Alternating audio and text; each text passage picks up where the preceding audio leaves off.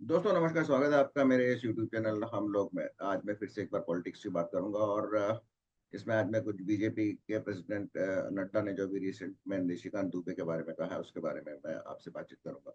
लेकिन इससे पहले आपसे रिक्वेस्ट है कि यदि आपने मेरा चैनल सब्सक्राइब नहीं किया हो तो इसे अवश्य सब्सक्राइब करें। आपने अक्सर सुना होगा कि कांग्रेस का कोई भी नेता कोई भी बयान दे देता है और इसके बाद फिर पार्टी का कोई जनरल सेक्रेटरी आके कह देता है कि ये पार्टी की लाइन नहीं है और पार्टी का इससे कोई संबंध नहीं है। ये उनके जो भी उनके प्रवक्ता या जो भी उनके नेता ने छोटे नेता ने जो भी स्टेटमेंट दिया है उस पे पार्टी उसको सपोर्ट नहीं करती और ये उनके निजी विचार है। तो जिस तरह से होता है कि ये रोग अब शायद बीजेपी को भी लग गया है, क्योंकि अभी जेपी नड्डा ने निशिकांत दुबे और दूसरे दिनेश शर्मा निशिकांत दुबे तो झारखंड से 4 टाइम के लोकसभा सदस्य हैं और आपने हमेशा देखा होगा कि वो सरकार का और बीजेपी एनडीए का पक्ष बहुत ही मजबूती से रखते हैं और कई बार उन्होंने लोकसभा में राहुल गांधी और प्रियंका गांधी को चारों खानों चित्त कर दिया था। तो उन्होंने एक स्टेटमेंट दिया था कि अगर सुप्रीम कोर्ट ही सारे कानून बनाएगी तो फिर राज्यसभा लोकसभा की जरूरत ही नहीं है। उसके बाद उन्होंने ये भी कहा था कि जो सारे देश में जो मणिपुर में जो हो रहा है या फिर जो भी गृह युद्ध की एक तरह से स्थिति उत्पन्न होनी है उसके लिए केवल और केवल chief justice of India Sanjeev Khanna responsible है। तो ये दो स्टेटमेंट ऐसे थे जिसमें बीजेपी की तरफ से अटैक किया गया था जुडिशरी को। और कुछ ऐसे ही जो भाव प्रकट किए थे दिनेश शर्मा शर्मा ने, जो कि लखनऊ के महापौर रह चुके हैं, वर्तमान में राज्यसभा के सदस्य हैं और पिछली बार वो उत्तर प्रदेश के उप मुख्यमंत्री थे। उन्होंने भी यही कहा कि अ, आप उन्होंने उस पे बारे में बात कर रहे थे जिसमें कि तमिलनाडु गवर्नमेंट के एक रिट पिटिशन पे दो जजों की बेंच ने ये आदेश दिया था कि अगर कोई विधानसभा कानून पास करती है तो राज्यपाल और राष्ट्रपति उसको विद इन 3 मंथ्स उसको एक्सेप्ट करने के लिए बाध्य है और अगर वो ऐसा नहीं करते हैं तो ऑटोमेटिकली माना जाएगा कि वो कानून पास हो गया है। तो इस पे उन्होंने कहा था कि आप अ, जैसा कि होता है कि किसी भी जज या चाहे वो हाई कोर्ट में हो चाहे सुप्रीम कोर्ट में हो, जो सुप्रीम कोर्ट का जो चीफ जस्टिस है वो उस राष्ट्रपति उसको अपॉइंट करता है। तो आप किस कैसे एक अपने अपॉइंटिंग अथॉरिटी को ये आदेश दे सकते हैं। तो ये और उन्होंने ये भी बताया कि कानून में के खिलाफ है और एक तरह से संविधान को संशोधन करना हुआ तो इस तरह से जो जुडिशरी है वो अपनी एक हदें पार कर रही है। तो ऐसा ही कुछ किरण रिजिजू ने भी कहा था। उन्होंने कहा था कि ओवर रीच है जुडिशरी की, वो कार्य जो एग्जीक्यूटिव पावर है जो उसको जो कार्यपालिका है उसको निर्देश दे रही है और उनके कार्य में बेसिकली हस्तक्षेप कर रही है जो उन्हें नहीं करना चाहिए। और उन्होंने तो यहाँ तक कहा था कि अगर आप अपनी सीमा उल्लेंगे तो जिस दिन हमने अपनी सीमाएं उल्लांघ दी तो फिर काफी मुश्किलें होंगी।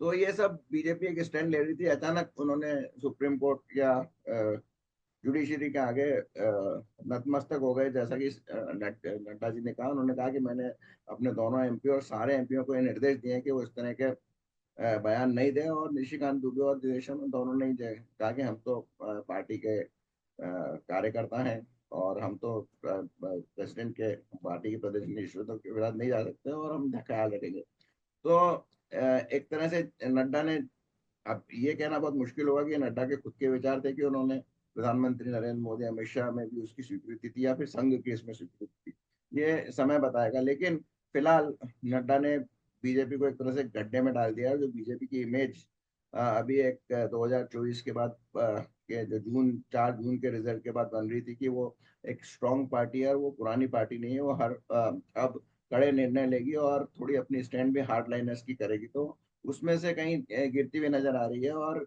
ये दूसरी बार है जब बीजेपी को जयप्रकाश नड्डा ने नीचे किया है। पहले तो सबसे बड़ी भूल उन्होंने की थी जब उन्होंने कहा था कि अब हमको संघ की जरूरत नहीं है, हम इंडिपेंडेंटली बीजेपी चुनाव लड़ सकती है। नतीजे के तौर पर अ, बहुमत नहीं मिला बीजेपी को और संघ ने अपना हाथ खींच लिया। तो वो कोर्स करेक्शन बीजेपी कर रही है। प्रधानमंत्री खुद संघ प्रमुख से मिलने नागपुर बीजेपी आरएसएस के हेडक्वार्टर में गए। तो जहाँ इस तरह चल रहा है वहां एक तरह से नड्डा का ये जो रिमार्क या एक्शन है ये बीजेपी को एक बार फिर से कमजोर साबित कर रहा है करने का एक दिशा में एक कदम है।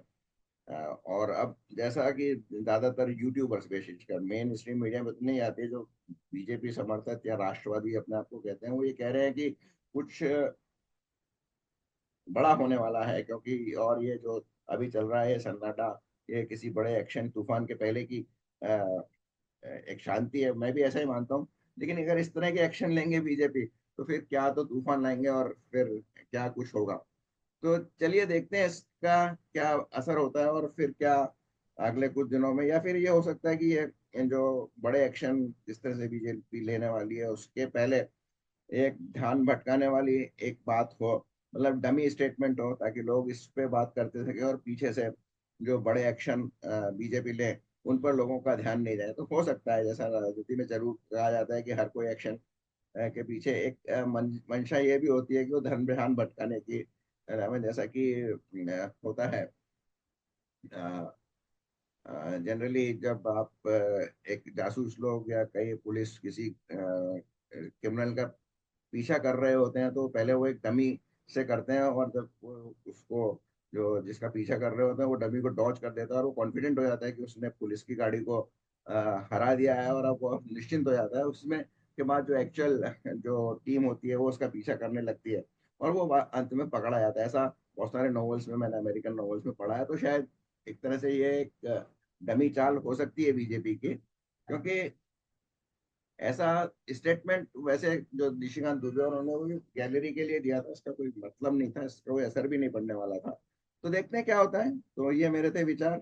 क्या आपको लगता है कि जेपी नड्डा ने गलत किया, या फिर ये कोई एक सोची समझी बीजेपी की चाल थी कि जो आगे तूफान आने वाला है उससे पहले ये थोड़ी सी एक हल्की सी ठंडी हवा की उन्होंने एक फुहार छोड़ दी। नमस्कार। अगर आपको मेरे विचार अच्छे लगे हो तो मेरे चैनल को इसको लाइक कीजिए और अपने दोस्तों के साथ शेयर कीजिए। आपने सब्सक्राइब तो अवश्य कर दिया होगा। बहुत बहुत धन्यवाद।